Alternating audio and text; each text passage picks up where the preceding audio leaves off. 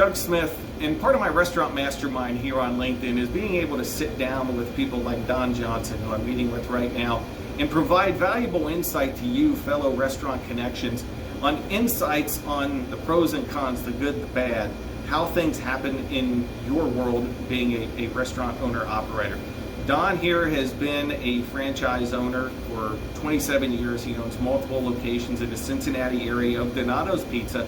We've got two topics that we want to talk about today. One is making sure you have enough working capital and why you make sure that you have that. And two, the idea of you own a restaurant that all of a sudden it's all glory and you don't have to work anymore, because it's really the exact opposite. So Don, first off, I want to thank you for giving me the opportunity to sit and chat with you.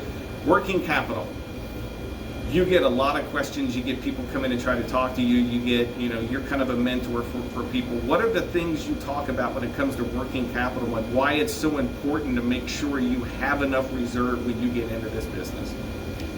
Well, Doug, I think when you start off with your first franchise opportunity, you go to the bank and you get a loan for the equipment and the build out and all of these things and maybe a little extra, and you think you're all good, but what happens is there are different expenses that you didn't foresee. I mean, they're hidden costs and things, obviously most people go into a new concept, a new franchise, very optimistically. They think everything is going to work out perfectly, and hopefully it does, but in all honesty, that is a rarity, because especially if you're new to the restaurant game and you've never done it before, it's going to take you a while, even if your sales come out great, to get the operational efficiency to hit the numbers that the franchisor has told you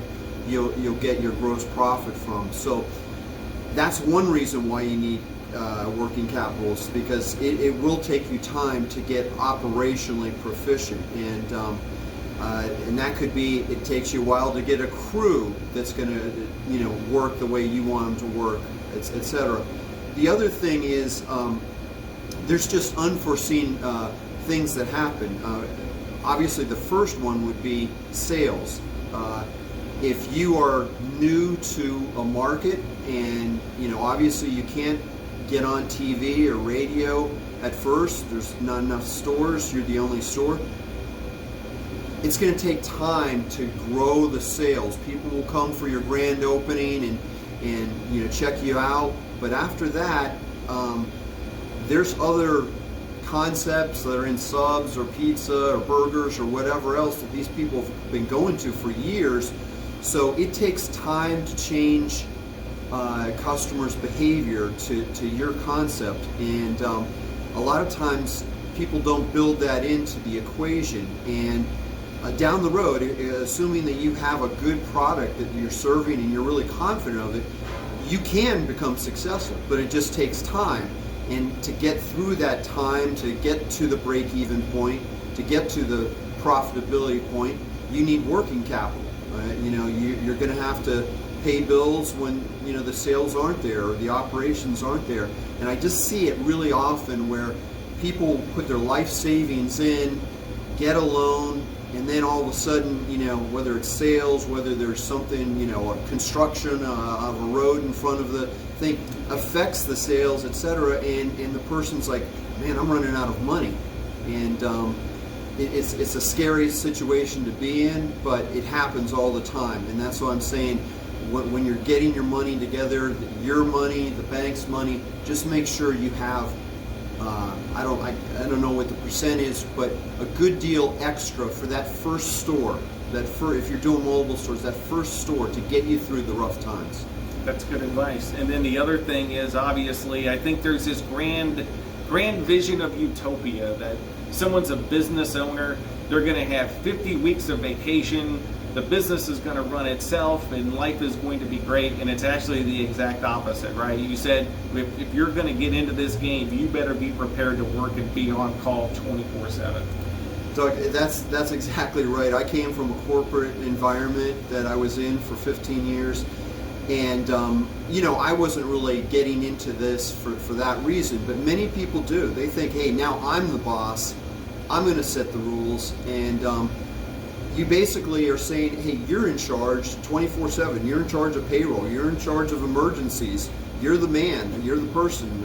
So that is a big problem when people go into that first location thinking like, hey, I'm going to take it easy now, because it's the exact opposite. That first location is so important that the person works the store, understands the operations, how things work, and that's important for them from a number standpoint, so no one's stealing from you, so that you're hitting the efficiency standards you need to. But also for an emergency, if somebody walks out on you, you can step right in and the store doesn't take a setback. So I will always tell you, it's not forever. You didn't get into a franchise to give you an hourly job. I understand that. You got in here, but you have to understand how it works from the ground up. And once you do, then you can go to a second store and you're very confident of knowing how to run the store.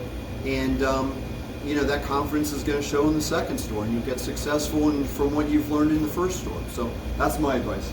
And I would imagine with that too as well, you want to hire good managers, but you want to be able to know what the playbook is, backwards, forwards, upside down, because you are the last resort, right? I mean, so you have to know it. You can't just teach it. You got to be able to show how to do it. Yeah, and it's like many things. It's one thing to understand, look at some numbers, etc. It's another thing to be in the store, to experience the rushes and the frustrations that your managers and associates are going through on a daily basis. And when you understand those things, that one, you can fix them, you can talk to them about ways to get around them. I mean, obviously, if you're the franchisee and you've established or gotten enough money to put this up, you're an intelligent person. So you need to be the leader on the front end of this. And I can't emphasize that first store, you have to know it forwards and backwards, everything about it. That's good. Good advice. Don Johnson, franchise owner of 4 locations of Donato's Pizza here in the Cincinnati area. Great advice for you. If you would like to connect with Don, or you have different questions, you can reach out to me, and I can gladly make a connection. That's the power of this mastermind, is to be able to take what we know and that we're experts in, to be able to help pass along knowledge. My philosophy with this group is a rising tide lifts all boats. That's what we want to share information on. So Don, thank you so much. I appreciate it. That's another interview here as the Restaurant Mastermind on LinkedIn.